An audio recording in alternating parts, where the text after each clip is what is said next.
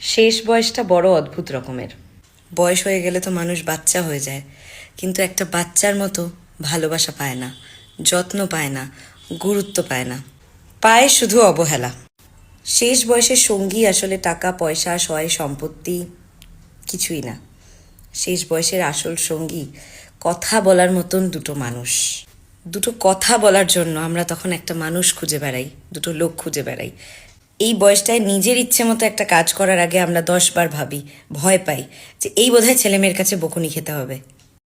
মানুষগুলোর একটু গান শুনতে ইচ্ছে করলেও মনে হয় বাবা আমি এত জোরে গান শুনবো, নাতি নাতনির বোধহয় পড়াশোনায় অসুবিধা হবে, ছেলের বউ হয়তো কিছু বলবে।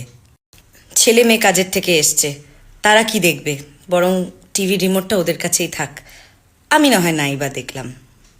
খাবার টেবিল যতই সাজানো গোছানো থাক না কেন, চব্যচস্য খাবার থাক না কেন, তবুও যখন সবাই নিজেদের মধ্যে ব্যস্ত থাকে, কেউ ফোন নিয়ে, কেউ টিভি দেখছে, দুটো কথাই হচ্ছে না খাবার টেবিলে বসে, তখন আর খাবারটাও খেতে ইচ্ছে করে না তাদের।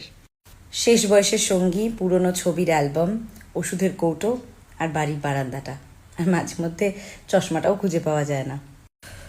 মোবাইলে কিভাবে কি দেখতে হয় সেটাও আমাদের বুড়ো মানুষগুলোকে শিখিয়ে দিতে বিরক্ত লাগে। তারা মোবাইলটা এনে কিছু জিজ্ঞেস করলে বুঝিয়ে দিতে আমাদের ধৈর্য থাকে না। ব্যাংকের বইটা আপডেট করে এনে দিতে বললে আমাদের কর্মব্যস্ততা বেড়ে যায়। বড়দের ছোটোখাটো কাজগুলো করে দিতে ছোটদের সময় হয় না। চশমার পাওয়ারটা বদলাতে বললে এই তো আজ দিচ্ছি কাল দেব করে করে আমরা ভুলেই যাই। হ্যাঁ, আমরা বলি ঠিকই যে শেষ বয়সে মানুষ একদম শিশু হয়ে যায়, কিন্তু সেটা আমাদের ভেতর থেকে মানতে কষ্ট হয়। শিশুদের যেমন ছোট ছোট কথায় অভিমান হয়, বড়দের বয়স্ক মানুষগুলোরও তাই হয়। ছোট ছোট কথাগুলোও তাদের মনে খুব জোর লেগে যায়।